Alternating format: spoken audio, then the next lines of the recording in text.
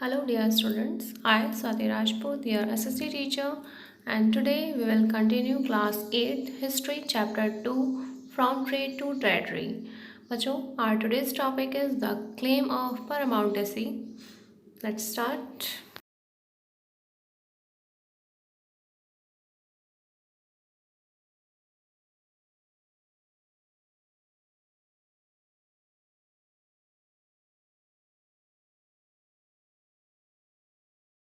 Okay, students, let's start our today's topic, that is the claim of paramountcy. बच्चों यहाँ पर paramountcy का meaning है सुपीरियर या फिर अपने आप को सबसे पावरफुल शो करना। तो यहाँ पर कंपनी ने क्लेम किया कि वो सबसे ऊपर है, सर्वोच्च है। ठीक है, इससे पहले जो हमने टॉपिक पढ़ा था जिसमें हमने देखा था बैटल ऑफ प्लासी के बारे में, और उसके बाद जो टीपू सुल्तान से जो अंग्रेज़ों के जो वॉर्स हुए उसके बारे में, और लास्ट में जो मराठास के साथ जो ब्रिटिशर्स की बैटल्स हुई। तो इन सब वॉर्स के बाद जो ब्रिटिशर्स थे उन्होंने इंडिया के काफ़ी पार्ट को अपने अंडर में ले लिया था। ठीक है, और ये सब करने के बाद उनको ये फील होने लगा कि वी आर द सुपीरियर, यानी कि मतलब हम सबसे ऊपर हैं, हम सबसे ज़्यादा पावरफुल हैं।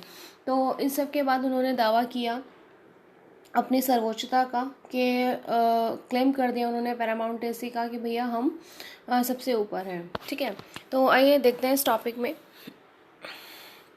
It is clear from the above that from the early 19th century, the company pursued an aggressive policy of territorial expansion. देखिए, ऊपर हमने अभी प्रीवियस जो भी एग्जांपल देखे हैं तो उनसे ये क्लियर हो जाता है कि 19th सेंचुरी के स्टार्टिंग में जो कंपनी थी उनका उनका जो टेरिटोरियल एक्सपेंशन था, मतलब जो अपनी वो टेरिटरीज़ को जो वो एक्सपेंड कर रहे थे, बढ़ा रहे थे, तो कंपनी ने इसके लिए एक जो अपनी अग्रेसिव पॉलिसी थी वो लागू की। ठीक है, उनकी जो एक पॉलिसी उन्होंने चलाई कि भैया जैसे भी वो नवाब, जो भी नवाब्स थे, जो भी उस टाइम पर रूलर थे, उन सब के साथ उन्होंने वॉर्स किए और उनका जो भी राज्य था वो सब उन्होंने अपने अंडर में कर लिया। ठीक है, under Lord Hasting governor general from 1813 to 1823 a new policy of paramountcy was initiated. तो जो लॉर्ड हेस्टिंग थे, जो ब्रिटिशर्स के गवर्नर जनरल थे, जिनका टाइम पीरियड था, जिन्होंने वर्क किया 1813 से लेकर 1823 तक, तो उनके गाइडेंस में या उनके अंडर में जो एक नई पॉलिसी थी ब्रिटिशर्स ने जो लॉन्च की, पैरामाउंटेसी, ये स्टार्ट की गई। Now the company claim that it's authority was Paramount और supreme, hence its power was greater than that of Indian states. तो अब कंपनी ने जो है वो डिक्लेयर कर दिया था, कंपनी ने ये दावा कर दिया था कि उनकी जो पावर है वो सुप्रीम है, सबसे ऊपर है, और जितने भी इंडियन स्टेट हैं उन सबसे ऊपर है। ठीक है, in order to protect its interest, it was justified in annexing or threatening to annex any Indian kingdom. This view continued to guide later British policies as well.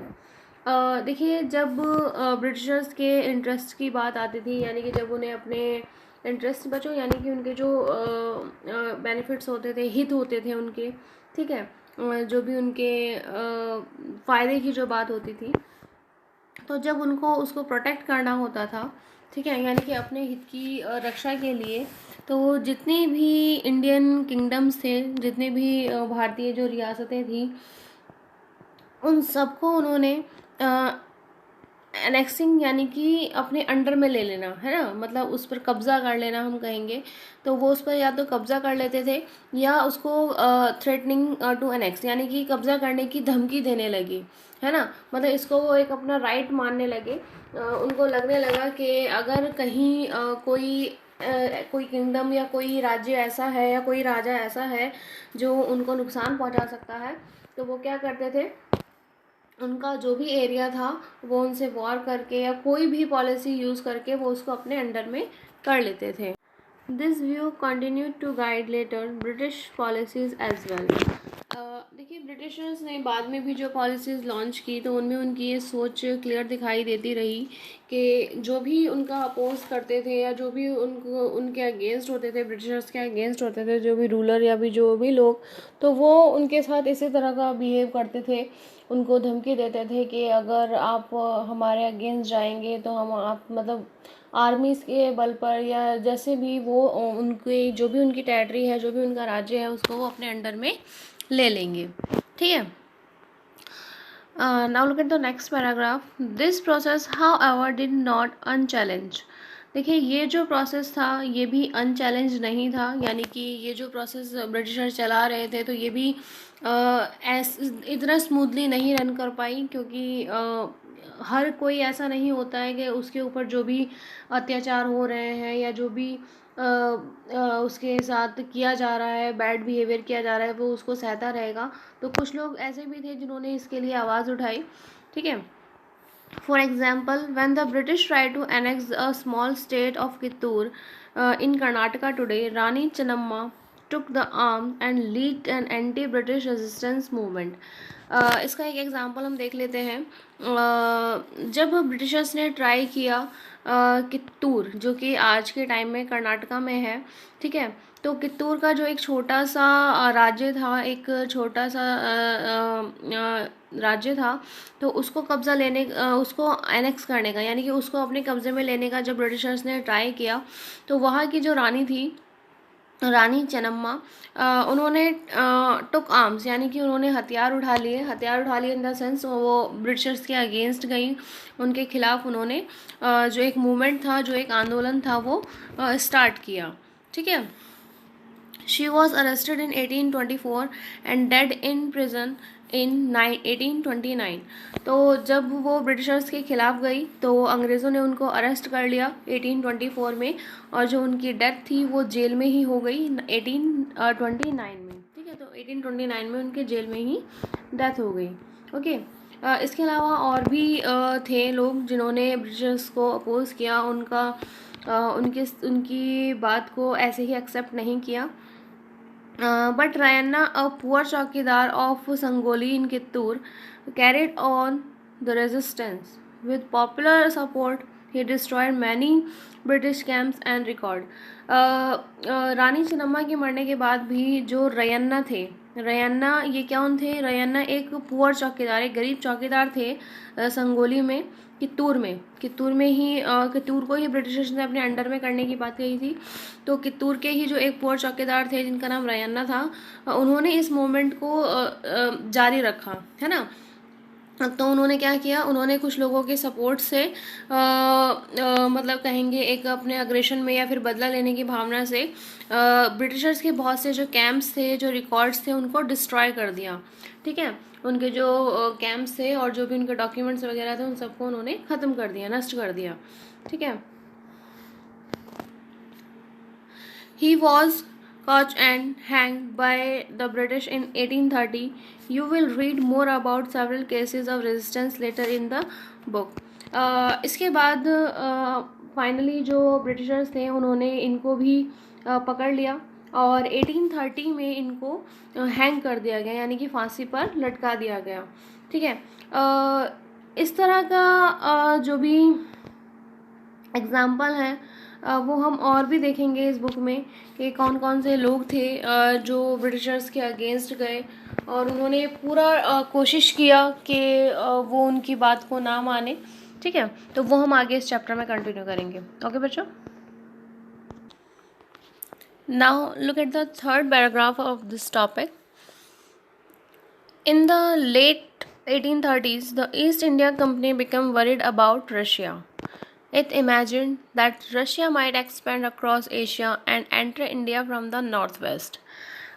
देखिए 1830 में 1830 के एंड में जो ईस्ट इंडिया कंपनी थी वो Russia से भी काफ़ी इफ़ेक्टेड यानी कि रशिया का जो उस टाइम पर जो इफ़ेक्ट था वो उससे बहुत वरीड यानी कि चिंता में थी।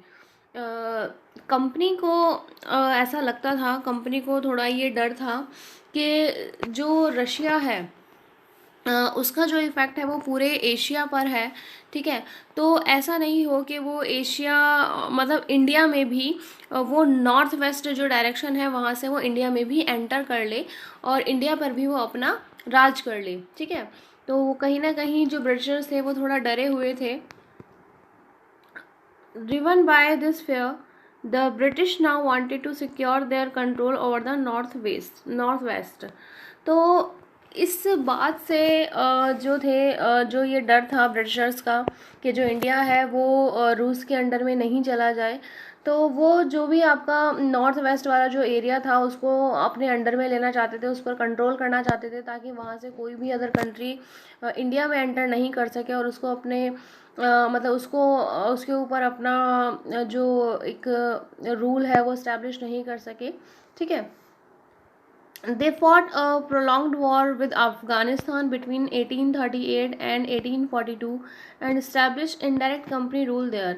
तो इसी वजह से जो ब्रिटिशर्स थे उन्होंने 1838 से 1842 के बीच में अफ़गानिस्तान के साथ एक बहुत लंबी लड़ाई लड़ी और इनडायरेक्ट वे में उन्होंने वहाँ पर कंपनी का जो रूल है वो इस्टेब्लिश कर दिया। इट मीन्स जो नॉर्थ वेस्ट वाला एरिया था वो कंपनी ने वो अपने अंडर में ले लिया, ठीक है। Sindh was taken over in 1843. Next in the line was Punjab. इसी तरह से जो सिंध था उसको भी 1843 में ब्रिटिशर्स ने अपने अंडर में ले लिया और नेक्स्ट जो अब टारगेट था ब्रिटिशर्स का वो था पंजाब, यानी कि पंजाब को अब उनको अंडर में करना था। But the presence of Maharaja Ranjit Singh held back the company.